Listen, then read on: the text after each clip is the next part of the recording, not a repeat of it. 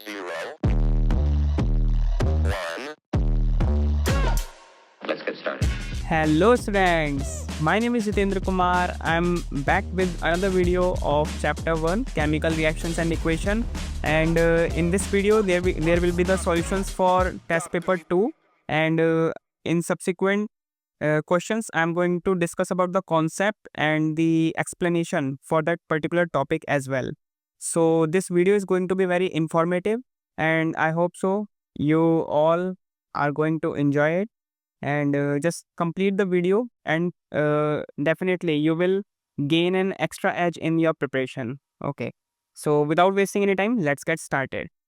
Okay, so first question we're going to discuss about the chapter 1. Okay, this is a set 2 paper. Okay, this is a set 2 paper. So let's start. First question is identify the correctly balanced chemical equation. Okay, correctly balance equation आपको पता करनी है। तो simple आप क्या करोगे, जो reactants में जितने नंबर ऑफ मॉलिक्यूल्स हैं अलग अलग एलिमेंट के, उतने ही एलिमेंट्स के जो मॉलिक्यूल्स हैं वो कहाँ होने चाहिए, आपके प्रोडक्ट में प्रेजेंट होने चाहिए।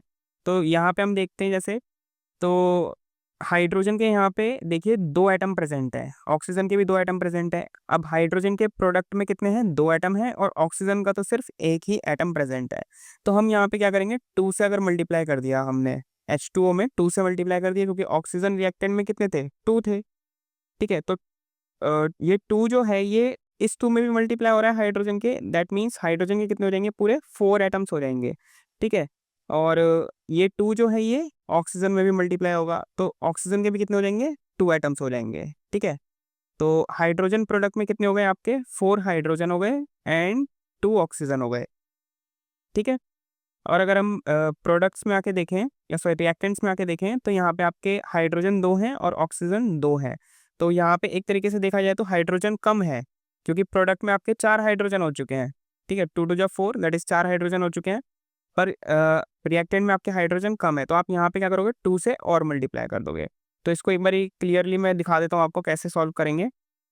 जैसे रिएक्शन है आपके पास H2 + O2 will gives you H2O। तो अगर मैं एक टेबल मेथड भी अप्लाई कर लूँ, नॉर्मल यहाँ पे आप एलिमेंट लिख रहे हैं। ठीक है, यहाँ पे लेफ्ट हैंड साइड में जितने एटम्स हैं और राइट हैंड साइड में जितने नंबर्स हैं। ठीक है, तो मैं एक रिएक्शन के लिए आपको बता रहा हूँ कैसे करते हैं। तो जैसे यहाँ हाइड्रोजन है, ठीक है, हाइड्रोजन के लिए लिख रहे हैं और ऑक्सीजन के लिए लिख रहे हैं। तो आप देखिए पहले कि लेफ्ट हैंड साइड में, मतलब कि रिएक्टेंट की तरफ हाइड्रोजन कितने हैं, 2 हैं। राइट हैंड साइड में कितने हैं, 2 हैं। ऑक्सीजन में कितने हो गए आपके, लेफ्ट हैंड साइड में 2 ऑक्सीजन के एटम है और राइट हैंड साइड में एक ही प्रेजेंट है। तो जहाँ एक है वहाँ पे आप उसको 2 से मल्टीप्लाई करोगे, तभी तो वो 2 बन जाएगा। तो यहाँ पर भी कितने हो जाएंगे, ये 2 हो जाएंगे। तो 2 से मल्टीप्लाई किया हमने, बाहर इसको मल्टीप्लाई कर दिया। अब आप ये देख रहे हो, ये 2 इसमें भी मल्टीप्लाई हो गया। ठीक है, तो हाइड्रोजन अब राइट हैंड साइड पे कितने हो गए, 4 हो गए, और यहाँ पे तो सिर्फ 2 थे। ये देख रहे हो 2 है यहाँ पे रिएक्टेंट में। तो यहाँ पर भी हम क्या करेंगे, इसको 2 से मल्टीप्लाई करेंगे। तो यहाँ पे हम 2 से बाहर हमने मल्टीप्लाई कर दिया, और ये भी कितने हो गए, 4। तो अब देखिए टोटल बैलेंस हो गए, लेफ्ट हैंड साइड में भी हाइड्रोजन 4 हो गए, राइट हैंड साइड में भी 4 हो गए, और लेफ्ट हैंड साइड में ऑक्सीजन 2 हो गए, और राइट हैंड साइड में भी ऑक्सीजन 2 हो गया। ठीक है, तो ऐसे हम क्या करते हैं, एलिमेंट्स को बैलेंस करते हैं। आपको नंबर ऑफ एटम्स जो है वो बैलेंस करते हैं। हम क्यों करते हैं ये बैलेंस, देखिए बैलेंस करने का जो कॉन्सेप्ट ये आया है इक्वेशन को, ये क्यों आया है, क्योंकि हमें फॉलो करना होता है law of conservation of mass. ठीक है, law of conservation of mass क्या कहता है कि भाई जितना रिएक्टेंट का मास होगा, उतना ही किसका मास होना चाहिए, प्रोडक्ट का मास होना चाहिए। ठीक है, अगर ये लॉ फॉलो नहीं होगा, दैट मीन्स कि ये लॉ वॉयलेट हो जाएगा, और ऐसा हो नहीं सकता। ठीक है, क्योंकि मास को ना ही हम क्रिएट कर सकते हैं, ना ही हम डिस्ट्रॉय कर सकते हैं। ठीक है, जस्ट लाइक एनर्जी। ठीक है, तो मास को ना क्रिएट कर रहे हैं ना डिस्ट्रॉय कर रहे हैं हम, तो तभी तो रिएक्टेंट का जितना मास होगा वो किसके बराबर होना चाहिए, प्रोडक्ट के मास के बराबर होना चाहिए। और उसके लिए आपको क्या करना पड़ेगा, इक्वेशन को बैलेंस करना पड़ेगा एटम्स को, ठीक है। तो फर्स्ट क्वेश्चन जो है इसमें देख लेते हैं फटाफट से कि कौन सी इक्वेशन बैलेंस है कौन सी नहीं है, ठीक है। इसको एक बार क्लियर कर देता हूँ मैं।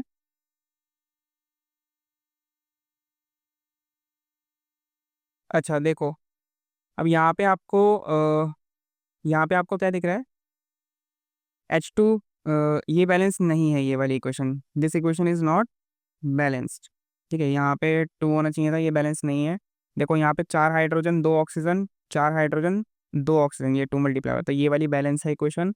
हाइड्रोजन 2 है, ऑक्सीजन 2 है, यहाँ पे 4 हाइड्रोजन हो गए और 2 ऑक्सीजन हो गए, ये बैलेंस नहीं है। यहाँ पे 4 हाइड्रोजन हो गए और 4 ऑक्सीजन हो गए, 4 हाइड्रोजन हो गए और सिर्फ 2 ही ऑक्सीजन है, जबकि यहाँ पे 4 थे, तो ये भी बैलेंस नहीं है। तो ये जो इक्वेशन है आपकी, ये क्या है, कंप्लीटली बैलेंस इक्वेशन है, ठीक है। So for first this is the right answer. Next आ जाओ असर्शन रीजन। असर्शन रीजन में पूछा है कि rusting of iron is a redox reaction. बिल्कुल भाई, जो रस्टिंग ऑफ आयरन होती है वो रिडॉक्स रिएक्शन ही तो होता है। रस्टिंग ऑफ आयरन देखिए, second question rusting of iron पूछा है इन्होंने। रस्टिंग ऑफ आयरन, तो रस्टिंग ऑफ आयरन कैसे होता है, देखो अगर आयरन है, इसमें आपने वाटर की प्रेजेंस बेसिकली दे दी, तो क्या बनता है, Fe3O4, आयरन ऑक्साइड बनता है।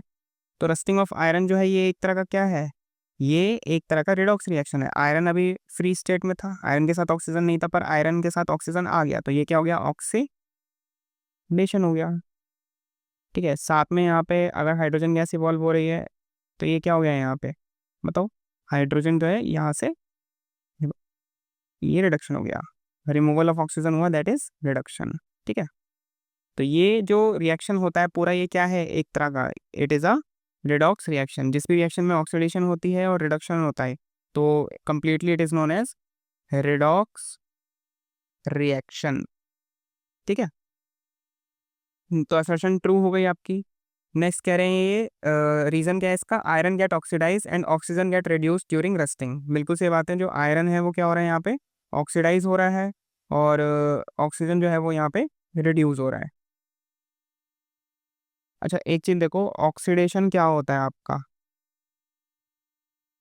It is addition of oxygen, या फिर क्या हो जाए, removal of hydrogen.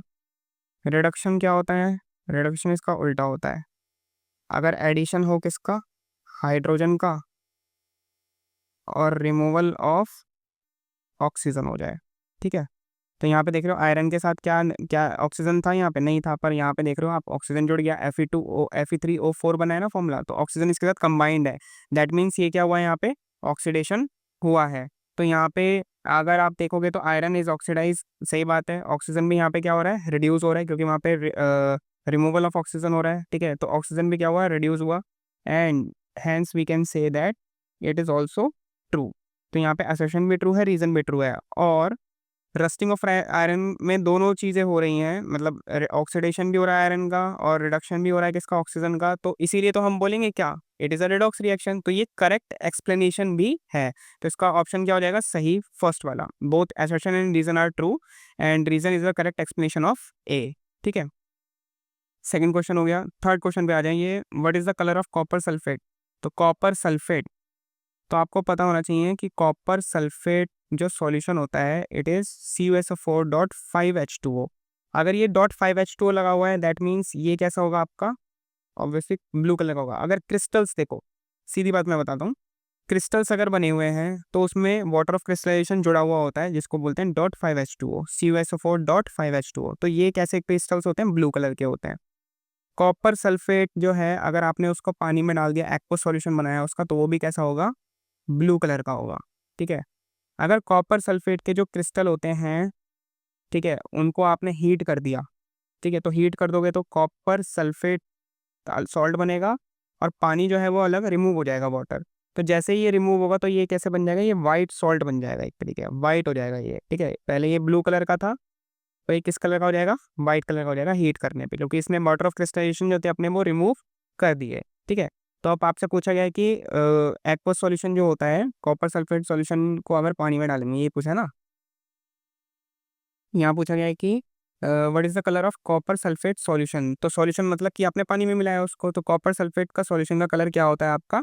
Blue colour होता है, तो ब्लू इज द आंसर। ठीक है, फोर्थ क्वेश्चन का आ जाइए।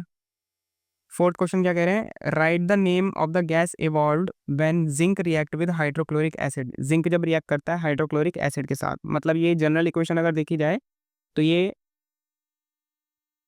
बोला है इन्होंने जिंक, जिंक जो है वो रिएक्ट कर रहा है हाइड्रोक्लोरिक एसिड के साथ, तो क्या होगा? ठीक है, तो जिंक एक अपने आप में क्या होता है? मेटल होता है। हाइड्रोक्लोरिक एसिड लिखा है तो ये क्या है आपका? एक एसिड है। अब मेरे को एक चीज बताओ कि मेटल जब भी एसिड के साथ रिएक्ट करता है तो एक तो सॉल्ट बनता है और साथ में क्या होती है? हाइड्रोजन गैस इवॉल्व होती है। ठीक है, हाइड्रोजन गैस क्या होगी यहाँ पे? इवॉल्व होगी।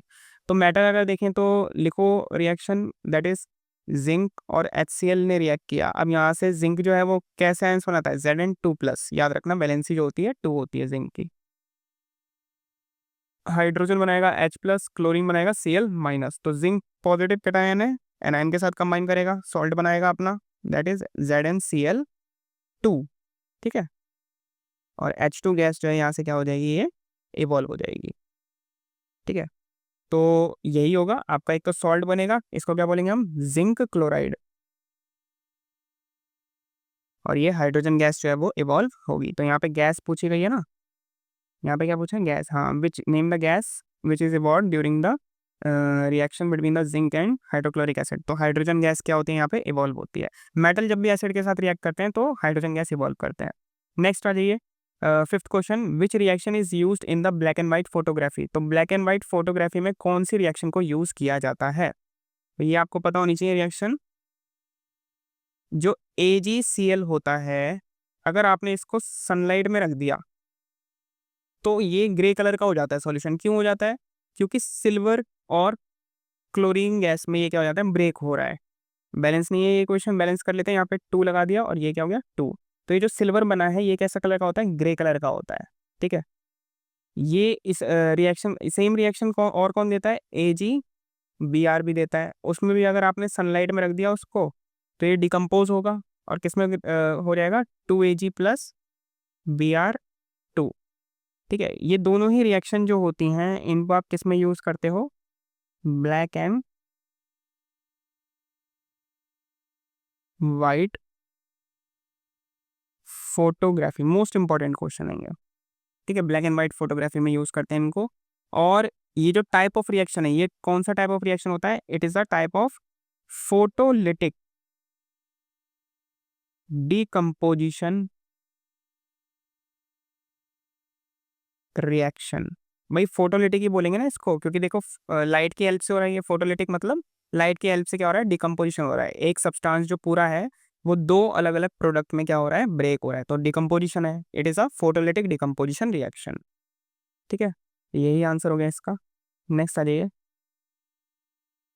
Right the formula of lime water and the white precipitate formed when CO2 is pass through it. तो लाइम वाटर जो है उसमें से अगर आप वाइट प्रेसिपिटेट फॉर्म होता है अगर CO2 हम पास करते हैं। तो लाइम वाटर का फॉर्मूला देखो क्या होता है? लाइम वाटर, और आपने CO2 पास करी है उसमें से, तो लाइम वाटर होता है आपका कैल्शियम हाइड्रोक्साइड, CaOH का होल 2 प्लस, ये याद रखने हैं आपको। ठीक है, lime water, quick lime, lime stone, ये क्या होते हैं? ठीक है, तो CaOH का होल ट्वाइस। अगर इसमें से आप कार्बन डाइऑक्साइड पास करते हो तो क्या बनता है यहाँ पे? Calcium carbonate plus H2O। ठीक है, तो कैल्शियम कार्बोनेट सॉल्ट है यहाँ पे एक तरीके से, यही लाइमस्टोन कहलाता है, कैल्शियम कार्बोनेट।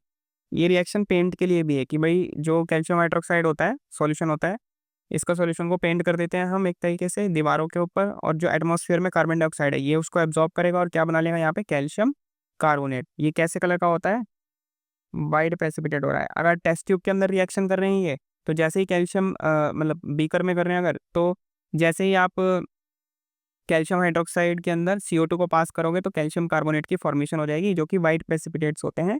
ये इनसॉल्युबल होते हैं, इनसॉल्युबल हैं ये, ठीक है, और ये जो सॉल्यूशन था उसको क्या कर देंगे,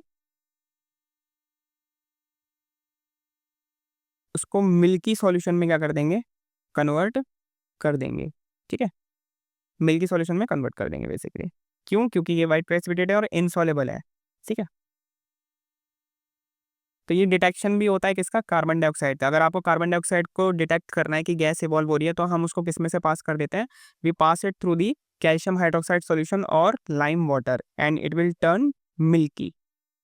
नेक्स्ट क्वेश्चन,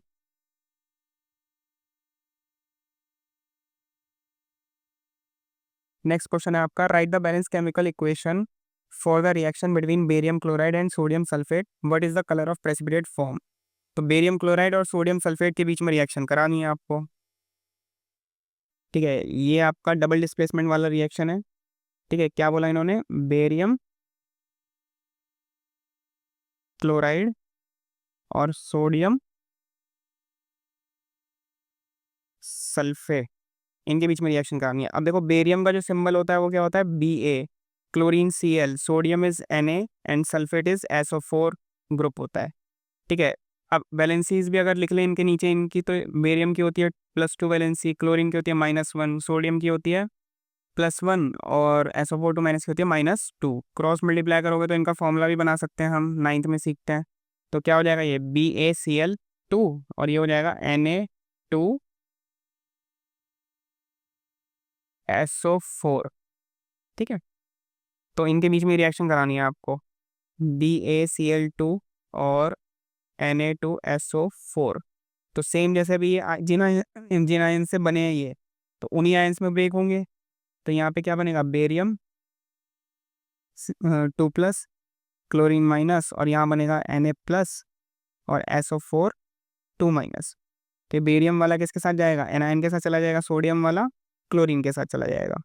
ये क्या हो गया, NaCl और क्या बना आपका BaSO4। अब ये जो BaSO4 होता है, इसी के क्या बनते हैं, वाइट कलर के PPT बनते हैं। ठीक है, प्रेसिपिटेट बनते हैं इसी के, BaSO4 के। तो वहाँ पे अगर ऑप्शन आ रहा है कि भाई कौन सी चीज़ है जो वाइट कलर के प्रेसिपिटेट बना रही है, so that is barium sulphate. ठीक है, और इस टाइप के रिएक्शन, यहाँ पे म्यूचुअल एक्सचेंज हुआ है ना आयन का, क्या हुआ है यहाँ पे, म्यूचुअल एक्सचेंज ऑफ आयंस, तो इसको क्या बोलते हैं हम, डबल डिस्प्लेसमेंट रिएक्शन। समझ में आ गई, चलो नेक्स्ट नेक्स्ट उस पर आ जाओ। व्हाट इज कॉम्बिनेशन रिएक्शन, अच्छा कलर भी बता दिया हमने, वाइट कलर का होता है प्रेसिपिटेट। ठीक है, what is the combination reaction, give an example with a balance chemical equation. कि भाई कॉम्बिनेशन रिएक्शन क्या होती है, एक एग्जांपल देना है आपको। ठीक है, ये आपका कौन सा क्वेश्चन है, ये है आपका 8th क्वेश्चन है। ठीक है, तो 8th क्वेश्चन देखो, कॉम्बिनेशन रिएक्शन सिंपल क्या होंगी, कॉम्बिनेशन रिएक्शन तो जहाँ भी दो या दो से ज़्यादा आपके रिएक्टेंट्स कंबाइन करेंगे और कंबाइन करके एक प्रोडक्ट की फॉर्मेशन करेंगे, तो ये रिएक्शन क्या कहलाएगी, कॉम्बिनेशन रिएक्शन कराएगी। कॉम्बिनेशन में लिखा ही है ना पहले ही कि कंबाइन होंगी कोई चीज़। ठीक है, तो अगर मैं बोलूँ कि CaO कैल्शियम ऑक्साइड है, ठीक है, इसको पानी में डाला तो ये दो रिएक्टेंट हो गए, इट इज़ रिएक्टेंट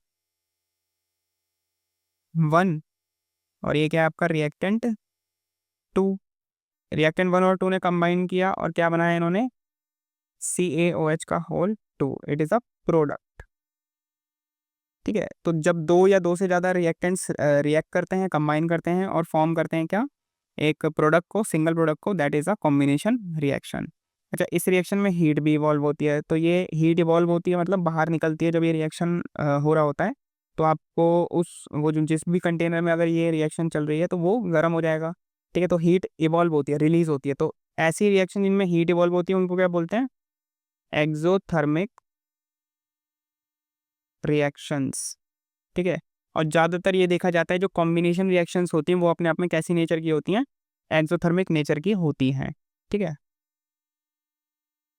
नेक्स्ट, यही इसका एग्जाम्पल हो गया। ठीक है, यही इसकी बैलेंस केमिकल इक्वेशन देखें तो कैल्शियम 1, ऑक्सीजन 2, हाइड्रोजन 2, कैल्शियम 1 है, ऑक्सीजन 2 हो गए और हाइड्रोजन 2 हो गए। तो ये रिएक्टेंट में भी एटम्स बैलेंस है, प्रोडक्ट में भी एटम्स बैलेंस है, दोनों में बराबर है रिएक्टेंट और प्रोडक्ट में। ठीक है, नेक्स्ट आ जाओ।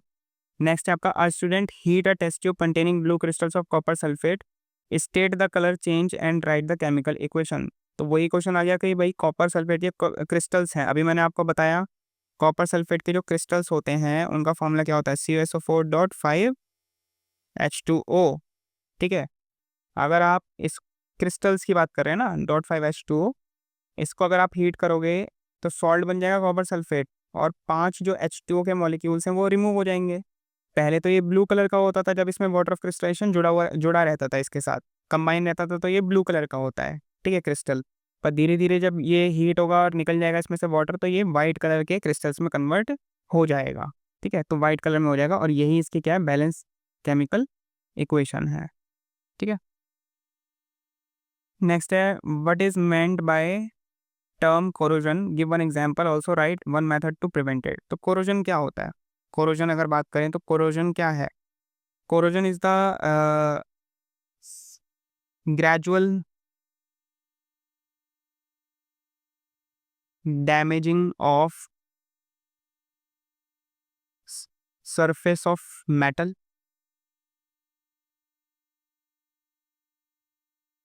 ऑन रिएक्टिंग विद, या तो वो किसके साथ रिएक्ट करेगा, एसिड के साथ रिएक्ट कर सकता है, बेस के साथ, एल्कली के साथ, या मॉइस्चर के साथ, मतलब अलग अलग चीज़ों के साथ रिएक्ट करेगा, और जो सरफेस होगा वो क्या हो जाएगा, एक तरह से डैमेज हो जाएगा। सरफेस जो है वहाँ पे ऑक्साइड की फॉर्मेशन होगी, और सरफेस से वो जो मेटल है वो वीक होना स्टार्ट हो जाएगा।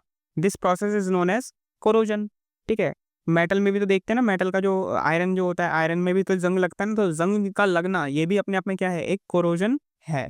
ठीक है, अगर मैं यहाँ पे और क्या पूछा इन्होंने, also write one method to prevent it, एक एग्जाम्पल देना है और आपको बताना है कि कैसे प्रिवेंट करेंगे। तो पहले तो एग्जांपल आयरन का ही लेते हैं। आयरन में अगर आपने वाटर, उसके मॉइस्चर है उसके पास, तो किस में कन्वर्ट हो जाएगा, वो आयरन ऑक्साइड में कन्वर्ट हो जाएगा, Fe3O4। तो ये आपके ऑक्साइड जो बना है यही रस्ट का है।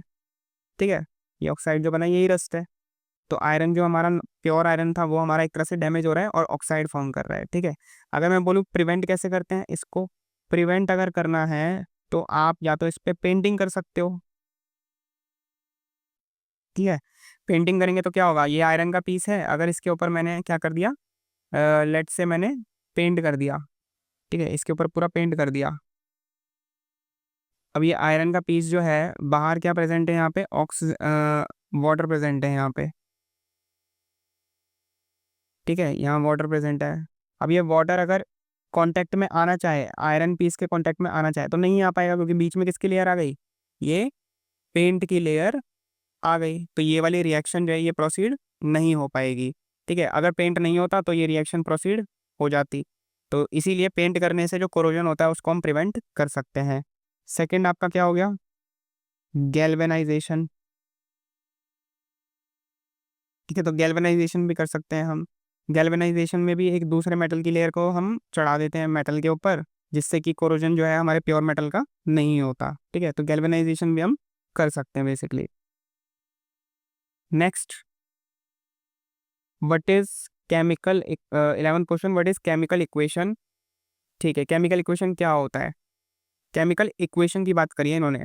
ठीक है, ए पार्ट में क्या है, chemical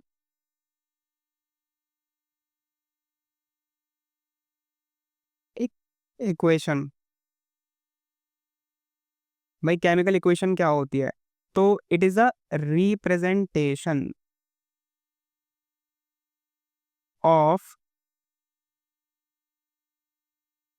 chemical reaction. Chemical reaction की अगर रिप्रेजेंटेशन करेंगे देन इट विल, उसी को क्या बोलेंगे हम, केमिकल इक्वेशन बोलेंगे। भाई केमिकल इक्वेशन जो होती है, जो केमिकल रिएक्शन चल रही है या हो रही है केमिकल रिएक्शन, अगर आपको उसको रिप्रेजेंट करना है किसी तरीके से या किसी को बताना है, तो आप उसको रिप्रेजेंट किस चीज़ से करोगे, उसको रिप्रेजेंट करेंगे हम केमिकल इक्वेशन की फॉर्म में। ठीक है, अब ये केमिकल इक्वेशन जो होती है या तो दो फॉर्म में लिख सकते हो आप, या तो वर्ड फॉर्म में लिख सकते हो, या आप लिख सकते हो सिंबॉलिक फॉर्म में। ठीक है, सिंबॉलिक फॉर्म में ही लिखते हैं हम ज़्यादातर। जो केमिकल रिएक्शंस आपके बुक में होती हैं सारी की सारी, वो कैसी होती हैं, it is in the form of symbolic representation, कि हर मेटल या एलिमेंट को हमने उसके सिंबल से क्या किया हुआ है, रिप्रेजेंट किया हुआ है। ठीक है, तो सिम्बॉलिक फॉर्म में भी हो सकती है और वर्ड फॉर्म में भी हो सकती है। जब नॉर्मल हम लिखते हैं, पूरा नाम लिखते हैं, जैसे कि हमने बोला था कि जिंक है और वो हाइड्रोक्लोरिक एसिड के साथ क्या करा, रिएक्ट किया। ठीक है, और उसने क्या बनाया, उसने बनाया जिंक क्लोराइड और हाइड्रोजन गैस। तो ये तो हो गई वर्ड इक्वेशन। अब इसी को अगर सिंबॉलिक में लिखूंगा तो कैसे होगा, जिंक का सिंबल Zn, हाइड्रोक्लोरिक एसिड होगा HCl, जिंक क्लोराइड बनेगा ZnCl2 और हाइड्रोजन गैस इज H2। तो ये हो गई मेरी सिंबॉलिक रिप्रेजेंटेशन। समझ आया? ठीक है, नेक्स्ट बी पार्ट देखते हैं आप। बी पार्ट क्या कहता है आपका, write the balance chemical equation for the reaction iron with steam. तो आयरन को अगर हम स्टीम से रिएक्ट करवा रहे हैं, क्या बनेगा, देखो आयरन को स्टीम मतलब वाटर से रिएक्ट कराया हमने, क्या बनेगा, Fe3O4। क्या ये बैलेंस है इक्वेशन? नहीं, बैलेंस नहीं है। ठीक है, यहाँ पे ये बैलेंस नहीं है। तो बैलेंसिंग देखते हैं कैसे, बैलेंस इक्वेशन क्या बनती है इसकी। यहाँ पे देखिए, अगर आपने जैसे ही आयरन को वाटर के साथ रिएक्ट कराया, तो यहाँ पे Fe3O4 और हाइड्रोजन बन रहा है। ठीक है, तो यहाँ पे देखो तीन हाइड्रोजन, तीन आयरन है, और तो यहाँ पे 3 से मल्टीप्लाई कर देंगे। यहाँ पे 4 ऑक्सीजन थे, तो H2O तो था, यहाँ पे 4 से मल्टीप्लाई करेंगे, पर 4 से मल्टीप्लाई करेंगे तो हाइड्रोजन यहाँ पे कितने हो गए रिएक्टेंट में, 8 हो गए। तो प्रोडक्ट में तो सिर्फ 2 ही थे, तो यहाँ पे 4 से हमने मल्टीप्लाई कर दिया। समझ आया?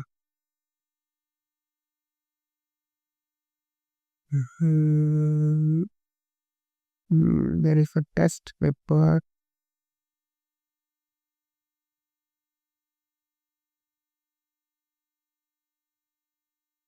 टेस्ट पेपर कहाँ चला गया आपका?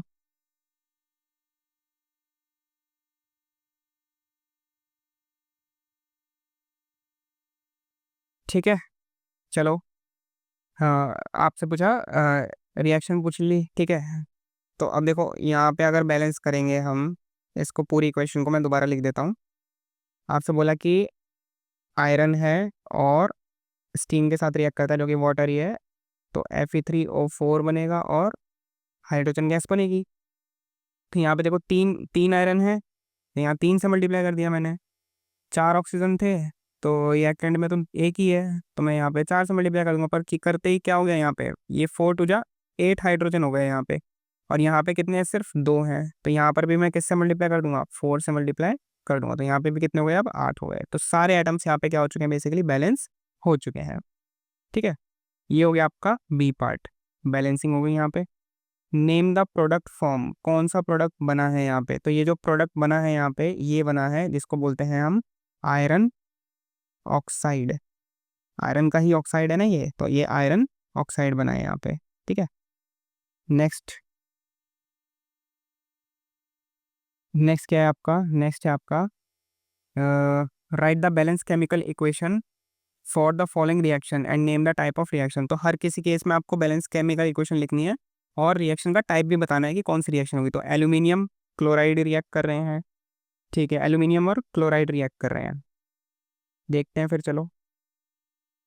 ये आपका 12th क्वेश्चन है, फर्स्ट पार्ट।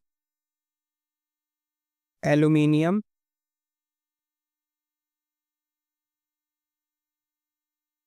क्लोराइड ही बोला ना, कॉपर क्लोराइड। ठीक है, कॉपर क्लोराइड, एल्यूमिनियम और कॉपर क्लोराइड और रिएक्ट कर रहे हैं।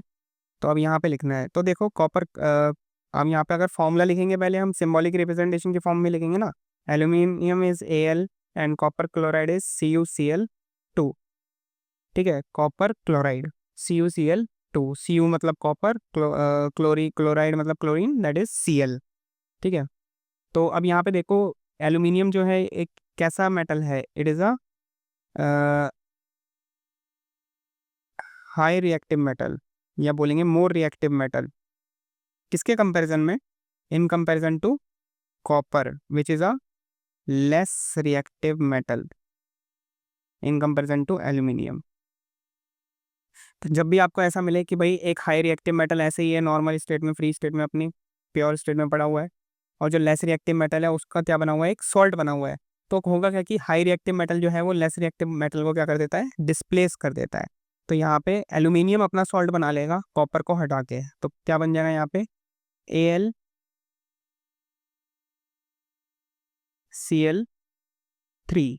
ठीक है, क्योंकि एल्यूमिनियम पे कितनी होती है, +3 की वैलेंसी, और Cl पे -1, तो क्या बना, AlCl3 बन गया यहाँ पे। ठीक है, सॉल्ट, और कॉपर जो है वो बाहर निकल जाएगा ऐसे ही। तो यही फॉर्म हो गया यहाँ पे, एल्यूमिनियम क्लोराइड फॉर्म हुआ और कॉपर निकल गया। और ये पर्टिकुलर जो रिएक्शन है ये किस टाइप की रिएक्शन है आपकी, it is a displacement reaction.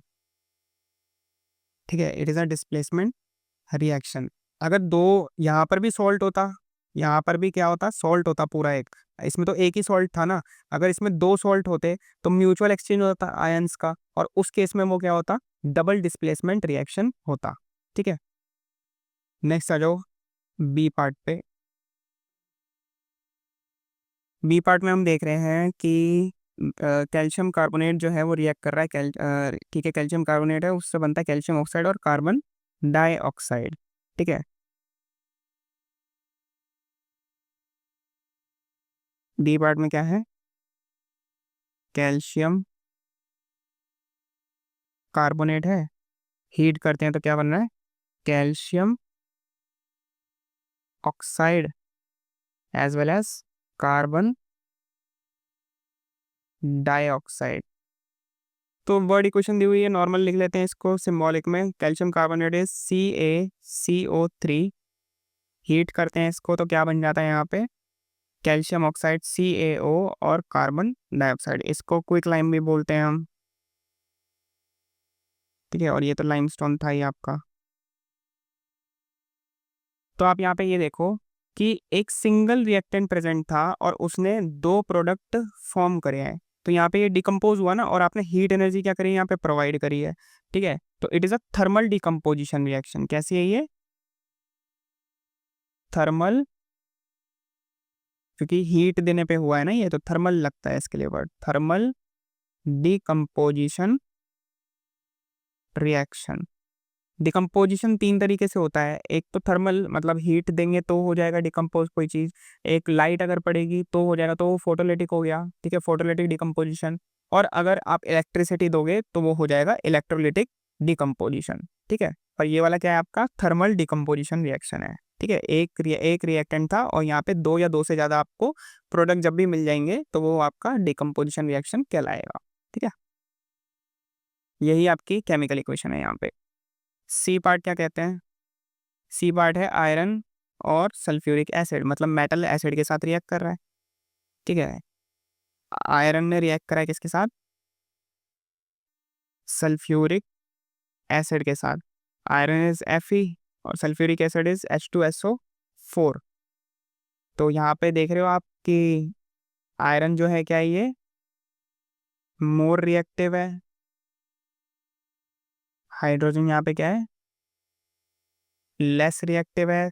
तो आयरन क्या कर देगा, हाइड्रोजन को डिस्प्लेस कर देगा उसकी जगह से, क्या बन जाएगा, FeSO4, that is iron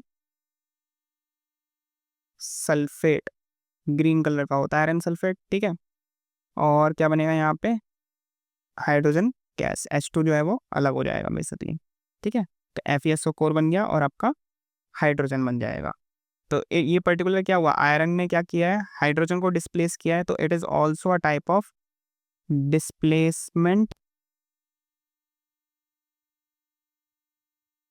reaction. ठीक है, ये भी क्या है, डिस्प्लेसमेंट रिएक्शन है।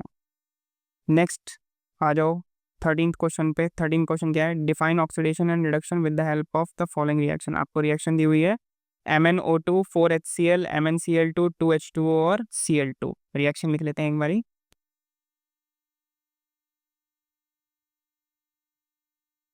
कौन से नंबर का क्वेश्चन है ये आपका 13th नंबर का क्वेश्चन है। ठीक है,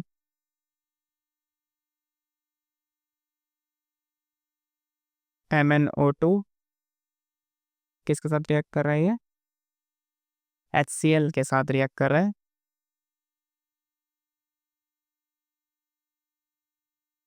MnCl2 बना रहा है, H2O एंड क्लोरीन।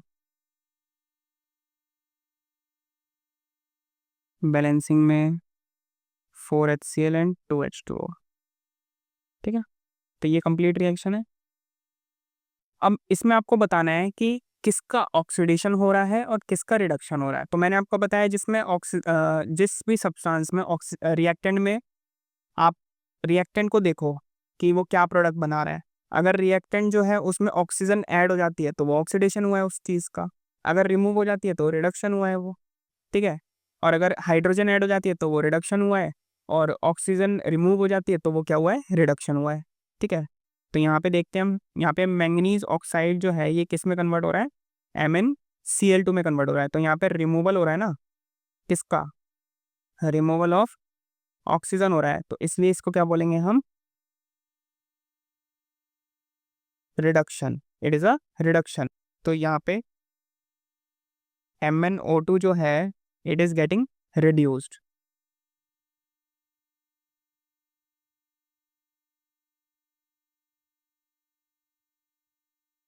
ठीक है, और HCl जो है वो देखो किस में कन्वर्ट हो गया, H2O में। ठीक है, H2O में बोल सकते हैं हम कि भाई HCl जो है वो किस में कन्वर्ट हुआ है, H2O में। तो यहाँ पे देखो हाइड्रोजन के साथ क्लोरीन था पर यहाँ पे ऑक्सीजन जुड़ गया एक तरीके से, तो ये क्या हुआ है आपका, ऑक्सीडेशन। या फिर अगर क्लोरीन के रेस्पेक्ट में देखना चाहो तो क्लोरीन के रेस्पेक्ट में देख लो, क्लोरीन यहाँ पे हाइड्रोजन था पर अब क्लोरीन के पास कुछ भी नहीं है। ठीक है, तो रिमूवल होगा किसका, हाइड्रोजन का, तो रिमूवल ऑफ हाइड्रोजन भी क्या बोलते हैं उसको, ऑक्सीडेशन। सिंपल। तो MnO2 is reduced and HCl is oxidized। ठीक है, MnO2 is getting reduced।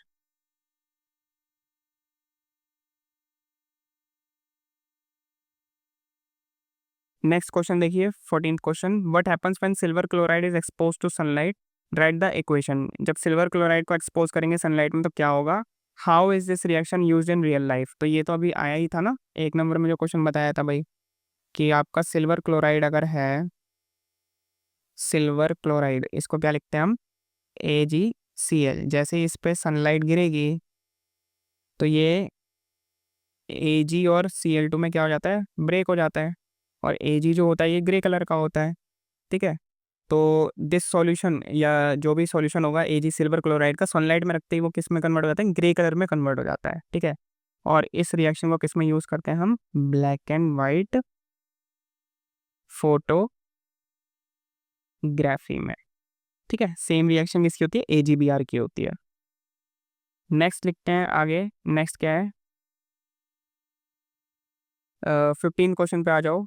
Long question जो है ये, a student perform an activity by burning magnesium ribbon, magnesium ribbon को बर्न किया है, तो right the balance chemical equation for the reaction. तो मैग्नीशियम रिबन को जब भी हम बर्न करते हैं तो होता क्या है वहाँ पे, मतलब कि आपने मैग्नीशियम को ऑक्सीजन प्रोवाइड कर दी, और क्या बनाया है यहाँ पे, MgO, दैट इज मैग्नीशियम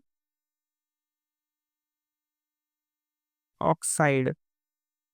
ठीक है, बैलेंस कहाँ से, यहाँ पे 2 ऑक्सीजन है, यहाँ पे 2 से मल्टीप्लाई कर दिया, अब 2 मैग्नीशियम हो गए यहाँ पे, तो यहाँ पे 2 से मल्टीप्लाई कर दिया, तो ये क्या हो गया, अब आपकी कंप्लीट बैलेंस केमिकल इक्वेशन हो गई है। ठीक है, नेक्स्ट क्वेश्चन, इसका ये फर्स्ट पार्ट है ना। ठीक है, नेक्स्ट क्वेश्चन क्या है, name the type of reaction. भाई कौन सी टाइप की रिएक्शन है ये, अब एक बार बताओ। यहाँ पे ये रिएक्टेंट 1 है, ये रिएक्टेंट 2 है, और एक सिंगल प्रोडक्ट बन रहा है यहाँ पे, सिंगल प्रोडक्ट बन रहा है ना, तो मतलब यहाँ पे कॉम्बिनेशन हुआ है, ये क्या हुआ है, कॉम्बिनेशन, तो इसको बोलेंगे combination reaction. It is a type of combination reaction. ठीक है, मैग्नीशियम और ऑक्सीजन कंबाइन हो गए और मैग्नीशियम ऑक्साइड बना लिया उन्होंने, तो बी में क्या आ जाएगा, कॉम्बिनेशन रिएक्शन। सी देखते हैं, सी क्या कहते हैं, what are the physical observations during the activity. Physical observation क्या होंगी आपकी जब भी आप ये एक्टिविटी परफॉर्म करोगे, तो आपको देखो, एक तो ब्राइट वाइट लाइट जो है वो बनती हुई दिखेगी भाई, बहुत ज़्यादा, मतलब मैग्नीशियम जब बर्न होता है तो बहुत ही ब्राइट वाइट फ्लेम के साथ क्या होता है, बर्न होता है, तो ब्राइट वाइट लाइट जो होगी वो प्रोड्यूस होगी। और साथ ही साथ इसमें जो मैग्नीशियम ऑक्साइड बन रहा है, ठीक है, वो फॉर्म होगा, जो कि किस कलर का होता है, वाइट प्रेसिपिटेट बोल सकते हो आप। वाइट राख जो होती है, वाइट कलर की राख जो है, ऐश जो है, वो किस कलर की होगी? वाइट कलर की। और वो ऐश जो है वो किसका फॉर्मूला है बेसिकली, वो किसको बोल रहे हैं हम? That is magnesium oxide. ठीक है, याद रखना ये चीज़। मैग्नीशियम ऑक्साइड क्या है? वो राख है, किस कलर की? वाइट कलर की। नेक्स्ट क्वेश्चन आपका, what precaution should we take while performing this activity? आपको कौन सी प्रिकॉशन रखनी चाहिए जब भी आप ये एक्टिविटी परफॉर्म करोगे? तो इसके लिए आप क्या करोगे? एक तो wear eye goggles, eye goggles को पहन के रखेंगे पहले तो, ठीक है, ताकि आंखों में कोई चिंगारी ना चली जाए या कोई, ठीक है, पीस ना चला जाए मेटल का। तो इसलिए हम आई गॉगल को क्या करेंगे? पहन के रखेंगे। और साथ ही साथ कभी भी इसको डायरेक्ट नहीं देखना, नेवर लुक फ्लेम डायरेक्टली, क्योंकि बहुत ज़्यादा ब्राइट होती है तो आँखें थोड़ी देर के लिए टेम्परेरी क्या हो सकता है, यहाँ पे थोड़ा ब्लाइंडनेस आ सकती है अगर डायरेक्टली देखेंगे, टेम्परेरी ब्लाइंडनेस। तो डायरेक्टली कभी भी फ्लेम को आपको नहीं देखना होता है। तो ये दूसरी प्रिकॉशन हो गई, ठीक है। इसके बाद तो बस, so that's it students, these are the questions, these are the 15 question of the test paper 2 and I hope so आपको समझ आया होगा, सारे क्वेश्चन समझ आए होंगे, इनके पीछे जो कॉन्सेप्ट है वो भी आपको समझ आया होगा, क्योंकि सब्सिक्वेंटली मैंने एक्सप्लेन किया है सारा कॉन्सेप्ट। और आशा करता हूँ कि आपको वीडियो पसंद आ रही हैं जो हम बना रहे हैं, ठीक है। आगे भी ऐसी वीडियोज़ आती रहेंगी। अब chapter 2 acid base and salt, इसके टेस्ट पेपर की आपके सॉल्यूशन वीडियो आपके सामने जल्दी ही हाजिर होंगी। और आप इस वीडियो को लाइक कीजिए, कमेंट कीजिए, शेयर कीजिए, अपना प्यार दिखाइए और अच्छे से पढ़िए और अच्छे मार्क्स गेन कीजिए। चलिए, धन्यवाद।